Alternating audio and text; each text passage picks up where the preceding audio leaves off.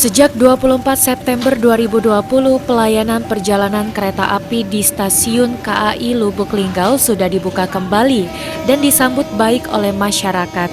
Tampak suasana stasiun KAI Lubuk Linggau ramai dengan para penumpang. Mereka yang hendak bepergian dengan menggunakan moda transportasi ini wajib mematuhi protokol kesehatan, seperti memakai masker, menjaga jarak, dan tidak berkerumun. Sebelum masuk area stasiun, para penumpang wajib dicek suhu tubuh. Kemudian diwajibkan juga untuk mengikuti rapid test yang disediakan oleh pihak stasiun, di mana penumpang membayar biaya rapid test senilai Rp85.000. Setelahnya diberikan face shield dan barulah penumpang diperbolehkan masuk ke gerbong kereta. Salah seorang penumpang Misko mengaku senang kereta api sudah kembali melayani perjalanan Lubuk Linggau Palembang. Moda transportasi ini menurutnya lebih nyaman, santai dan aman ketimbang yang lain. Dia lebih nyaman, lebih santai, lebih aman lah.